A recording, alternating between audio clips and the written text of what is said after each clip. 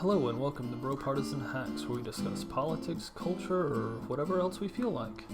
Hope you enjoy this short clip from the full episode.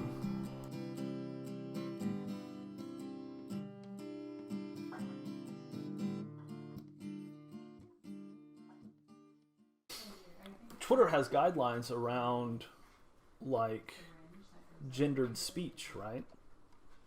Mm-hmm. And that's the very point I was making to you, was that the rules that they set for themselves, in a certain sense, are very political, and it is inherently biased towards one side of the argument, and the discussion, I guess, is argument, is a strong word, but whereas if a person who presents themselves as male or female is called by misgendered, again, the very definition of misgendering is different between the left and the right. I can't hear you. I can't hear you. I heard the very idea of misgender. Yeah, the very definition of misgendering is different between the left and the right. Whereas someone on the left would say misgendering is calling someone a name or pronoun that they don't present as. And then on the right, it would be misgendering is calling someone different than what they were born as. Different than what their sex is? Yeah. So if you had for example, a male to female transition, and if they were to refer to this person as a he, that would be misgendering from the left, but not from a perspective of the conservative.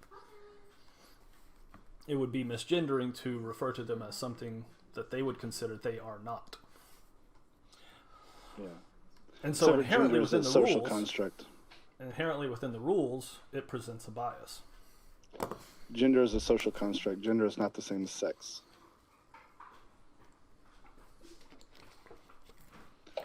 Okay. So that's so when you say they're calling them what their sex is instead of what their gender is. Mm-hmm. So they are misgendering. See, but that's a very leftist definition, and in fact, your whole stated framing of them being different is a leftist framing. They are different. That's you. The idea that gender is a social construct is a leftist framing. So you would say that it's not? You would disagree with that? I'm saying it is a leftist framing. Yes or no? You would disagree that gender is a social construct?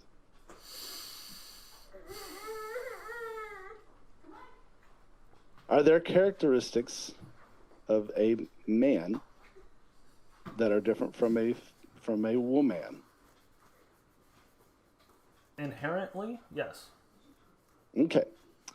Do you think that a woman, could have manly characteristics and still think of themselves as a woman? Sure. Okay. Would you consider them cisgendered, or would you put them in a sort of a gender spectrum with infinite variables? I would probably consider them a woman. So cisgendered or different? I refuse to use the term cisgendered because it's another one of those, like, hey, we created this language to have this argument. All language is created, so whether you like it or not, that's another social construct, language. Mm-hmm. So, okay. Do you think a girl who typically hangs out with boys, likes to do the same things as boys, fights, plays rough, grows up, likes to fight and wrestle and get into MMA, would you consider them gender normative? Yeah. Just because you like things that a traditional boy would like doesn't make you a boy. And the same goes vice versa with boys to girls. If you like playing with Barbie, doesn't make you a girl. Mm-hmm. Mm-hmm. So they're normative. That's normal. That's what you're saying. Sure. Okay. I'm gonna disagree because I think that if you are male and you exhibit regular man type of characteristics that are typical for our society, then that is gender normative. If you are a male that likes some of the things that are typical for a woman in our society, I don't think that falls under the same spectrum. I think that's different. And because I think it is a spectrum. And there are variables. So if someone feels as that they are a woman, then I think they're allowed to be a woman, because at the end of the day, gender is a social construct anyway. What we view as manly and manly things are constructed from our society. Wearing pants. Used to, women couldn't even wear pants. But now it's a normal thing. That's a normal thing. So because we decided that it was okay. If someone likes something that would be traditionally considered, anytime a male would like something that would traditionally be considered feminine, he puts himself on some spectrum. Or is that the argument you're making here? No, I think, because that's what you said, and then you tied it back into right. If you feel this way. Okay, so hold on. And it's two different things. I said it wrong. So let me clarify. Okay, so maybe I misspoke. If you view yourself as more of a boy, and you like boy things, but your sex is female, but you consider yourself a girl, but you only like boy things, I think there's a spectrum there. And it's not so clearly defined as man, woman, period, the end. You're this. Sorry. I think sorry about what you think. Two completely different discussions. Because I think that what you like to do, but I'm just saying, is not completely different from how you feel about yourself. I'm just saying it's not gender normative. And disagree. So because things are things, and the things that you like to do are the things you like to do, and I don't really care what about that. Like, nothing about that makes any difference to me whatsoever in the grand whole of the discussion. If you want to go and play the video games and shoot the bows and arrows and shoot the guns and do the other boy thing, I don't care. That's not where this conversation is important. To me, this conversation is important where people get to the feeling of hating their body so much they have to either chemically or physically alter it. And so you pity them. I do. I feel bad. It's like, here's the thing. It's like having someone with anorexia come into the clinician's office, and the clinician looks at them and says, "Hey, look, you tell me you're so fat, and you know what? I agree with you. Let me give you these drugs that are going to help curb your appetite even more." And the way that, like, that's kind of how it comes off to me when the clinicians get involved with the. So let me stop you right there, because that's unhealthy. So it is unhealthy because that's not. So it's a shitty analogy. It's disanalogous. Here's an analogy that you can use. Do you pity a woman who get a breast augmentation? Yeah. You pity them. because they don't like their body, and so they had to mutilate it. I feel bad that And they're you think a boob job is mutilation? What about a tattoo? What about a tattoo? Do you pity people is that that get is that the tattoos? same thing as making yourself like lifetime Well, I'm subservient just wondering to where you draw the line at a mutilation. a synthetic hormone? I don't have any Again, tattoos. I'm just curious where you draw the line at mutilation. So, piercings. Do you pity people that get piercings? Are we going to that's talk about this? body- Are we going to talk about the same thing? I'm just saying, we were talking about body mutilation and how they don't feel good about themselves, so they have to go change something, and they deserve your pity. So you're putting piercings and tattoos on the same level. It's a mutilation, isn't it? It's changing your body permanently, isn't it? No. No. Oh, I'm sorry. Tattoos can't be removed. Piercing, the holes don't close up over time if you don't stop using You're them. frozen. I'm sorry. What? It's permanent? You were frozen. Yeah, it's permanent. Permanent. Oh, so tattoos can't be removed? Piercings don't close up over time if you didn't you used to have a piercing right in your thing right here? Yeah? I still got a scar from it. Yeah, you got a scar? You got a hole there? I have a permanent mark on my body from it. I don't pity you for that because you never hated yourself so much. Like it wasn't a thing where like you were just so disgusted with like how you felt about yourself that you got to the point where you're like, you know what, I really need this piercing right here. This is gonna make me feel better about my whole body. So you think they hate themselves, or they just feel like they belong in a different body?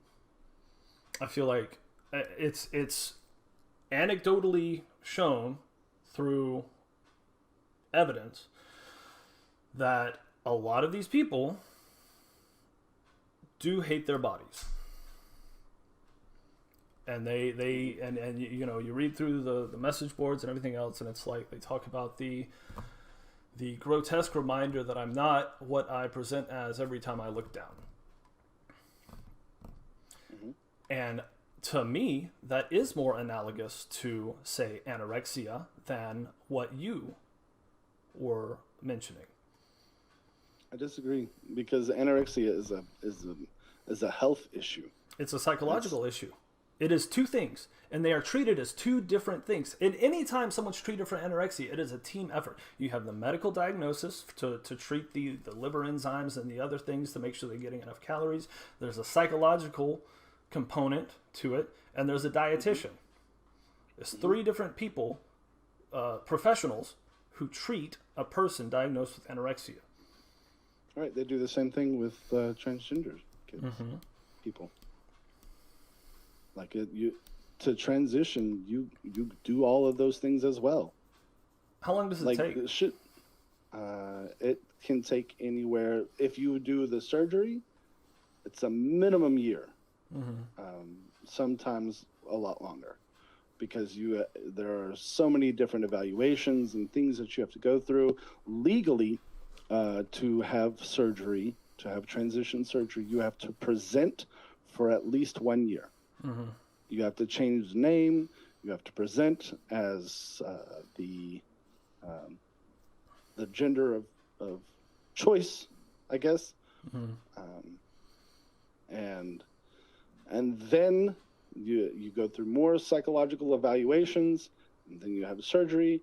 And they, you sent me that thing about 60% of people or whatever still commit suicide afterwards.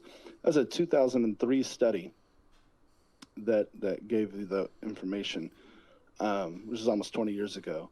But they have since enlisted more, a lot more post-op therapy, because it's still stuff is ongoing. You know what I mean? Like it's ongoing. So and really, and the reason that I brought up all the examples is because everybody is different. The thing about transitioning, the thing about gender transition is it's very, very private, it's personal, and it's individualized process. And so, some people, they just want the boobs and they, keep it moving. Some people, they don't even want to change anything. They just want to take the hormones. They don't want surgery or anything like that. They just want to, take hormones, and keep it moving. All of these things are fine. And so, you get, before you have any augmentation at all, you have to go through like years of therapy. And I noticed that if you have one family member, one parent that is supportive, your suicide rate drops by 95%. Good. Did you catch that? I did. Okay. 95%. My screen is frozen again. Yeah.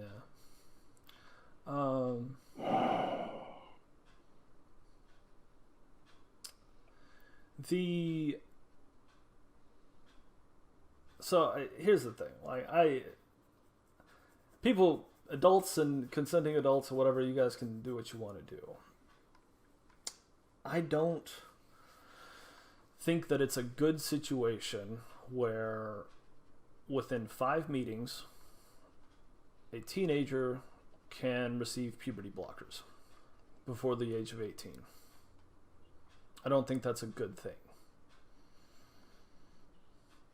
I mean, adults are going to do what they want to do. That's whatever. None of my business. So, and like you said, it's very personal, and everyone can do what they want to do. I don't have a problem. Are puberty blockers permanent? Do they cause permanent damage? Yes. Clinically. Cause permanent damage. Puberty blocking in and of itself is not, but when taken for extended periods of time, absolutely causes permanent damage. So the best example for that is the best example for that is the famous UK individual by the name of Jazz Jennings, who took puberty blockers for, I think, since 14 to like 17 or 18, so over the period of like 3 or 4 years, and then went to fully transition, but was not able to because of the damage done to this individual's body. So I'm reading this thing right here that says medical treatment may include administration of gonadotropin-releasing hormone agonists. These hormones can safely suppress puberty by blocking the production of principal sex hormones, estrogen, and testosterone. Fully reversible. This treatment gives young people time to achieve greater self-awareness of their gender identification, and if, when appropriate, our experts may administer cross-gender sex hormones. So, maybe they got a bad batch. I don't know what this new chemical is. I don't know. Well, I just know what happened to this person. These things they discovered these puberty blockers because there are lots of kids that get hit puberty too early. I know one right now, but 9 years old is developing boobs. That's terrible. And she's not mentally ready for it, and so her parents are putting her on puberty blockers, and so just to kind of stave that off until she's mentally prepared for that. Well, and I like in that instance, yeah, that's good. That 9 years old is way too early. Right, but I mean, but that's what I'm saying is, It's I mean, and there, we can get into why that is happening more and more often, because it is happening more and more Yes, often. it is. It's definitely happening more often. Yay, hormones. Yeah. So, it says, I mean, for transitioning, but the standard medical treatment for gender dysphoria is transitioning. Mm-hmm. Now, there is no specific order for the steps that you take or other requirements for behavioral health evaluation. The use of presenting full-time and one's chosen gender identity for 1 year before the genital procedures, unless there is a medical reason or otherwise it prevents meeting these requirements. There's no order for that, but they do have to happen. Behavioral evaluations, making sure that somebody's, emotionally prepared for the possibility of complications, being able to, you're going to have to go to the pharmacy. Like you said, they have to take drugs. My point is, and there are lots of other things that go along with this, is I want people to feel good about themselves. Yeah. And at the end of the day, I do too. I really do, and that's the thing. Like, my whole point isn't to make people feel bad about themselves, right? It's that I don't believe it's a good long-term solution. And I know that you've got the studies and the sciences and all the data you can find on Google, because that's what they're going to show me, right? Like when I search specific things on Google and I work like if I search like, hey, transgender from adolescence on like Google versus Bing versus DuckDuckGo and other search engines, and the exact same phrasing, I'm getting different results. And so like if I search detransition on Google, Bing, DuckDuckGo, I'm getting different results. And the thing is that like the studies that I can find on other areas or on other search engines are very different. I was able to find one document here that says like it's got a count of different studies, and it says between 60 and 90%, and the studies performed, and it's got a list of them. Between 60 and 90% of trans kids no longer are trans by adulthood. But I couldn't find that data on Google. Right? That's not the message. That's not like, and the thing is, it's like all this data is all encompassing, and it really have to take a hard look at all of it. And that's why it says that it gives you time. Right. To explore whatever. Yeah. To explore it all. I think that's kind of the point. And I think it's more important that, and I wish that the science would go this way, and this is where it is, because I do draw the parallels between gender dysphoria, as the medical term, and anorexia. I do draw those comparisons, and you can disagree or agree with that or not. I know you disagree. But making someone feel comfortable in their body, because at the root of it, at the base of both of those things, is that they don't like something about their body. Something that is perfectly natural. Being at a healthy weight is seen essentially the same by the anorexic nervosa suffering individual as the gender dysphoria. Like, they don't like something about their body. And at the root of the problem, that's where I draw that connection. And I wish we could focus on that more so than external modifications. I wish the policies would go in that direction, drawing that link. But that's part of it. And it's like a small part. You know, if no, like the therapy is the biggest part of all of it. Is making people feel good about their bodies. It doesn't come off that way when I'm reading through the research. It does not present that way reading through the research that I've seen. And that's my biggest gripe about it. Because it jumps into like hormone replacement surgery, affirmation surgeries, not hormone replacement surgery, but like hormone replacements, the HRT, I guess is what it's called, and then ultimately leading into SRS. And yes, it does have a lot of clinical portions in there.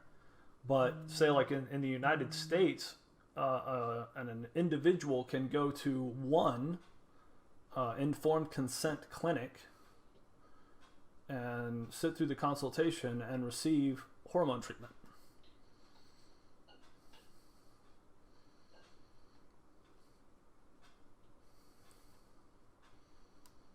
And in another area, it was like, I think it was in Sweden, there's been a lot of work done on in this field, is like there's 5 meetings, and like 2 of them are with the psychotherapist, and then 3 of them are with the clinician. And at that point, you can get whatever drugs, hormone replacement. So with 2 meetings with the therapist. I mean, but I think that depends, right? It depends on the situation. So you can. That doesn't mean that's what always happens, because again, it's individualized. Yes. And if I've been presenting without ever having gone to therapy, and I want to take the next step, and I've been presenting for 2 years, and I want to now get on hormones, sure. Because again, it's individualized.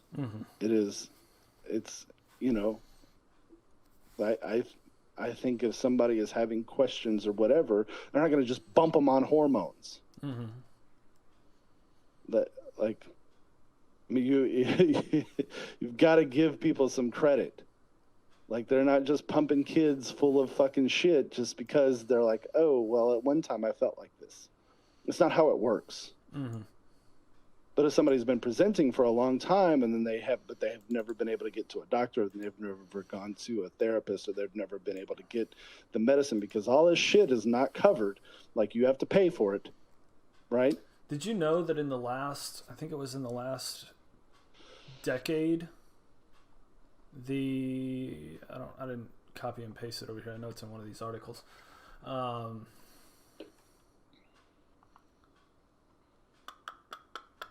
don't want to quote it incorrectly, but it was basically like in the UK in the last 10 years, it's been like 1,000% increase or something like that. Do you think that's more cultural or medical? Okay, so I think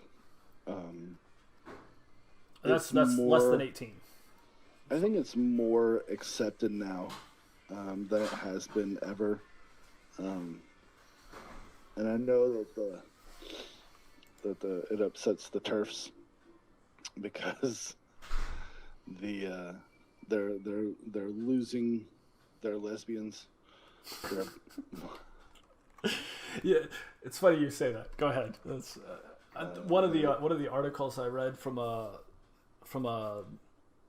clinician who deals with detransitioners talks about like the loss of structural and social support both in person and online because of these individuals who have detransitioned have basically been like completely ostracized from old friends and things like that. And in the case of the author of this article, she describes her clientele as, well, most of them come back to me as the butch lesbian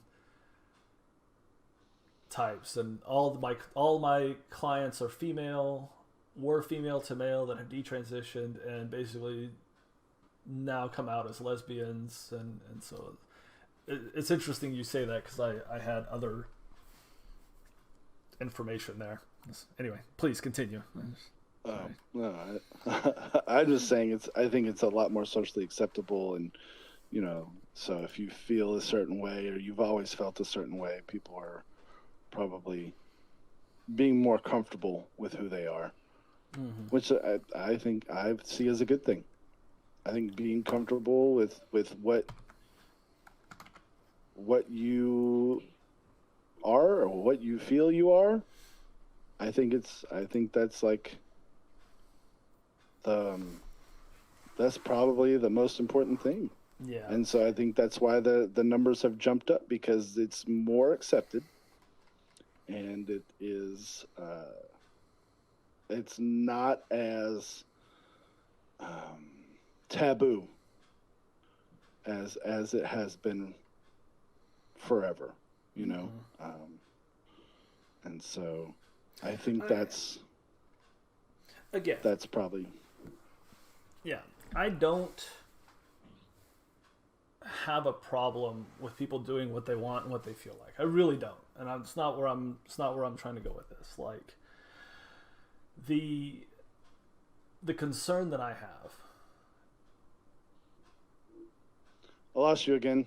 I stopped talking. I was saying that the concern that I have is frozen. Oh. The concern that you have is the maintaining of high suicide rates and the comorbidities with depression and other symptoms that go along or sometimes go along with people suffering from mental distress. You know, there have been many studies. One article I pulled up that was actually like one of the transadvocate.com.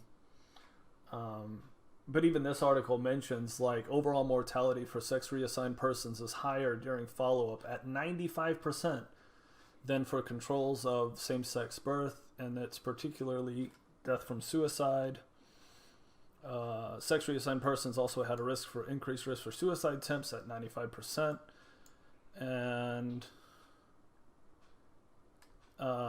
psychiatric inpatient care. So they've got suicide attempts and inpatient care as like the same designation, I guess, in this particular article. But it's like, I don't know, like you said, it's extremely personal to the individual, and I'm not trying to step on any of that. It just strikes me as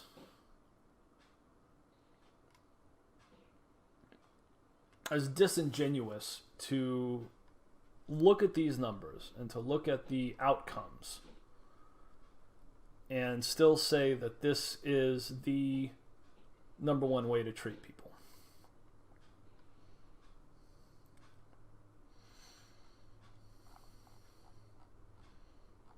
That's kind of where I'm at. I understand, but again, I think it's all personal and it's all individualized. So, you know, I'm reading this other study that goes from 1972 to 2017. You may have already looked at it, but the significant outcomes are suicide, death risk in trans people did not increase over time. Is it from the Swedish guy from 2017? It says Scandinavia. Okay. Maybe. I might have seen that one. Anyway, please continue. So, trends in suicide death risk in transgender people results from Amsterdam cohort of gender dysphoria study is the name of the study.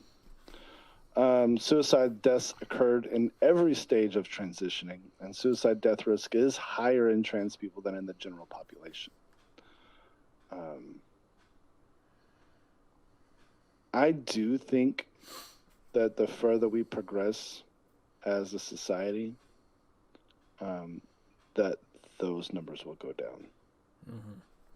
As it becomes more normalized, people aren't freaked out about it as much as they have been. I really do think those numbers get better. We'll see, obviously. Yeah. So out of 8,263 people, 49 suicides, and 41 were trans women, and 8 were trans men.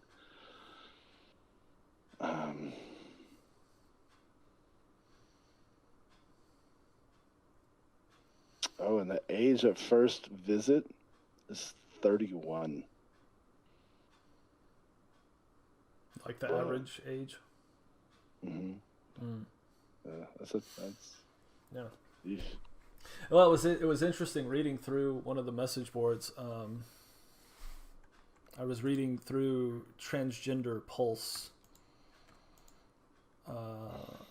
conversation, information on treatments and stuff. One of these posts here, just kind of seeing what the community had to say about it. And it was very interesting. And then, like you said, it's all extremely personal. It's all, hey, here's what worked for me. You know, the community itself seemed very supportive of each other. I'm 100% behind that. Everybody needs the love. On another topic, on another note, one of the things that I saw for parents with kids was actually like limiting. You broke up again. Yeah, no, our internet's terrible today. But one of the things I saw for like parents. Are you there? Can you hear me? Yes.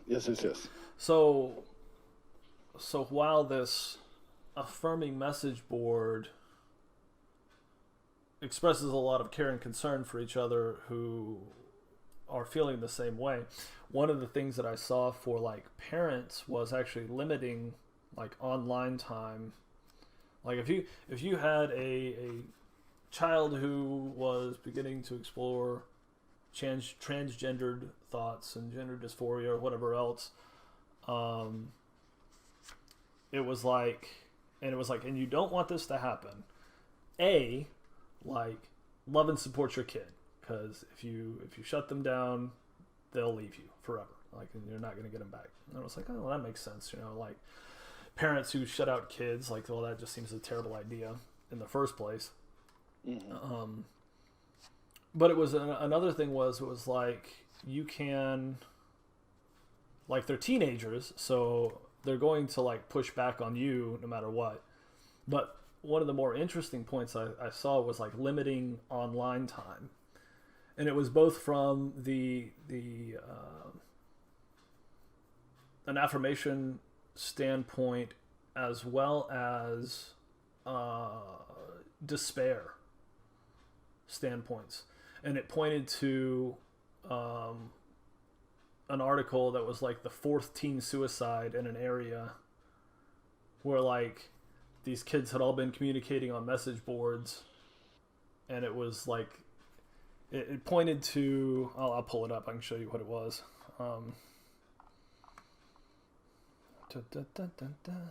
This was it, this one? Yeah, this one. Let's pull it up side by side. It was this story right here from San Diego, and it was basically how like limiting the online time can remove also negative influences. Oh wow. Yeah. I think if you have a kid that's struggling with depression, removing or cutting back on online time greatly could help. Yeah.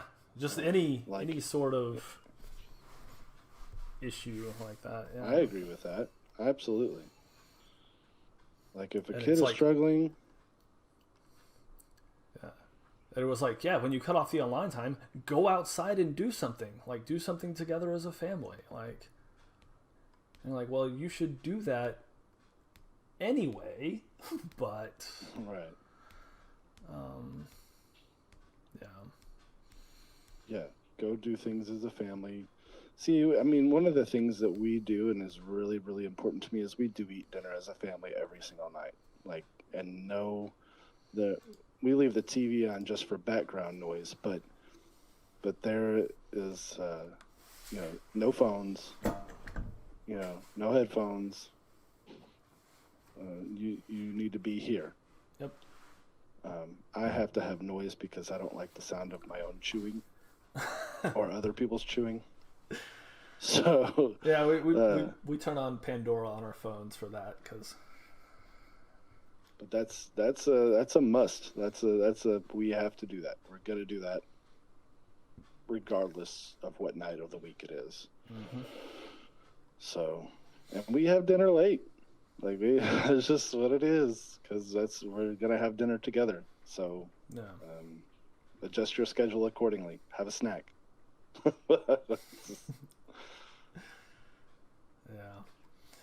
So, in any case, like I said, I don't come at this from like any sort of like hatred or disgust or whatever. It really is like,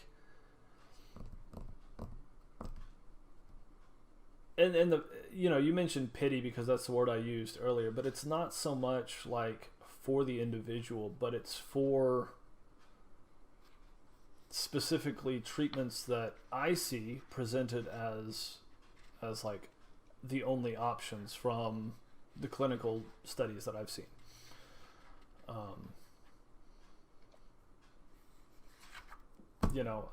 don't want anyone to hate themselves. I don't want anyone to hate their body. Okay. So, I mean, that's where I am, and it's not like, I don't look down on people. I don't, whatever. But I think, what my fear is that years from now we're gonna look back at the treatment options available, and it's gonna be in the same vein as like how we look back at like the 1920s and 30s lobotomies. Everybody in the centers were getting the lobotomies because that was the cool new thing to do to patients in the asylums. That's my fear, and we're gonna look back on it like leeches. Like, I don't think so, and because we've come a long way here from just killing these people outright. I mean, there have always throughout history been people that present differently. I mean, we all know what ancient Greece was like, right? So, I do think that processes will get better, and the therapies and the things of that line, because we're always going to grow. But I don't think that we're going to stop. Mm-hmm. Letting people you think present we'll get to how the they point want to where present. like, hey, we've cloned a body for you, and and we've made all the cells in this body female, and so now you can truly have a female body. We're just gonna move your brain over to this one. Wouldn't that be a day? That'd be pretty cool. Would be pretty cool. Let's get space travel first, because then no one's gonna die either. Thank you for watching this episode of BroPartisan Hacks with Reese and Rob. We really, really appreciate you watching, tuning in. If you like this video, please hit the like button. Please subscribe to us. We're putting out content as often as we can. Share it with your friends. Get it out there. Get our names out there. Also, hit that bell, tap that bell right there so that you can get updated when we put out a new video. Rob and I are trying to pump these videos out as often as we can. However, we both have day jobs, we have families, so our schedules have to line up so that we can make a new video. Speaking of our day jobs, our opinions and views expressed are our own and in no way represent those of our respective employers. Thank you. Thanks again for watching.